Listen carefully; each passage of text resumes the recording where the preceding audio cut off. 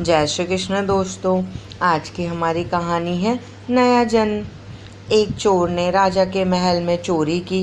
राजा के सिपाहियों को पता चला तो उन्होंने उसके पदचिन्हों का पीछा किया। चोर के पदचिन्हों को देखते देखते वे नगर से बाहर आ गए। पास में एक गांव था।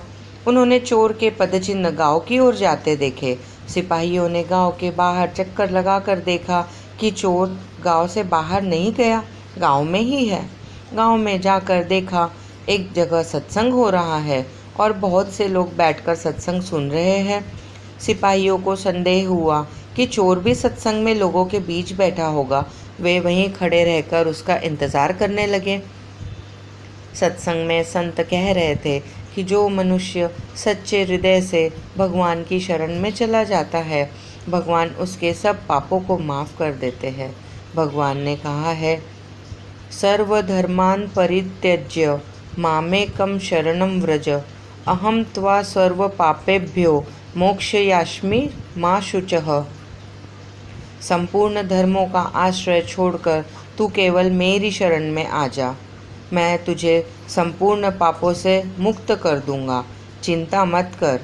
अगर कोई दुराचारी से दुराचारी व्यक्ति भी अनन्य भक्त होकर मेरा भजन करता है तो उसको साधु मानना ही चाहिए, कारण कि उसने निश्चय बहुत अच्छी तरह से कर लिया है।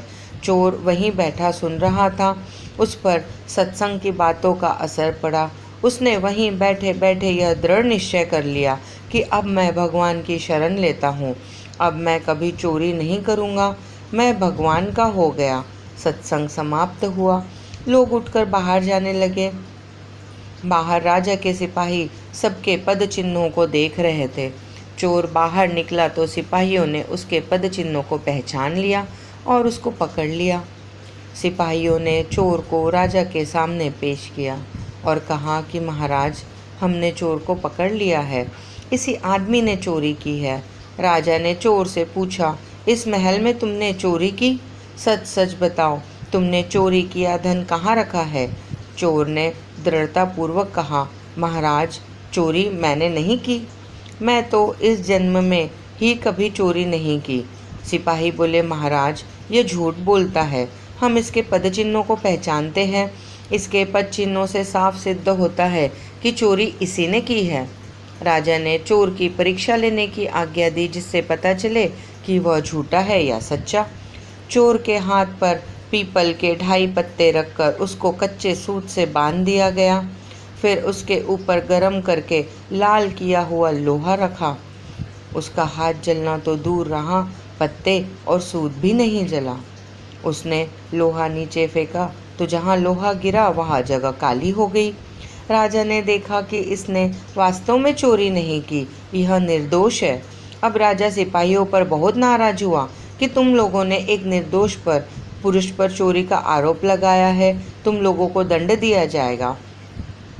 यह सुनकर चोर बोला, नहीं महाराज, इनको आप दंड न दे, इनका कोई दोष नहीं है, चोरी मैंने ही की थी।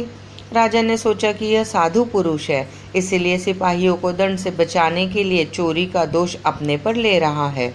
राजा बोला, तुम इन पर दया करके इनको बचाने के लिए ऐसा कह रहे हो, पर मैं इनको अवश्य दंड दूंगा। चोर बोला, महाराज, मैं झूठ नहीं बोल रहा हूँ, चोरी मैंने ही की थी। अगर आपको विश्वास ना हो तो अपने आदमियों को मेरे साथ भेजो, मैंने चोरी का धन जंगल में जहाँ छिपा कर रखा है वहाँ से लाकर दिखा दूंगा। राजा ने अपने आदमियों को चोर के साथ भेजा। चोर उनको वहाँ ले गया जहाँ उसने धन जमीन में गाड़ रखा था। चोर ने वहाँ से धन निकाल लिया और लाकर राजा के सामने रख दिया। यह देखकर राजा को बड़ा आश्चर्य हुआ। राजा बोला, अगर तुमने चोरी की थी तो परीक्षा करने पर तुम्हारा हाथ क्यों नहीं जला? परंतु तुम्हारा हाथ भी नहीं जला और तुमने चोरी का धन भी लाकर दे दिया। यह बात हमारी समझ में नहीं आ रही, ठीक ठीक बताओ, बात क्या है? चोर बोला, महाराज, मैंने चोरी करने के बाद धन को जंगल में गाड़ दिया और गांव चला गया। वहाँ एक जगह सत्संग हो रहा था, मैंने वहाँ जाकर लोगों के बीच बैठ गया।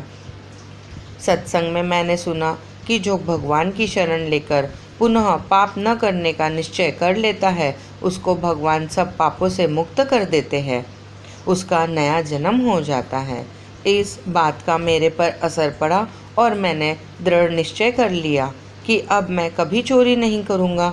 अब मैं भगवान का हो गया, इसीलिए तब से मेरा नया जन्म हो गया। इस जन्म में मैंने कोई चोरी नहीं की, इसीलिए मेरा हाथ नहीं जला। आपके महल में मैंने जो चोरी की थी वह तो पिछले जन्म में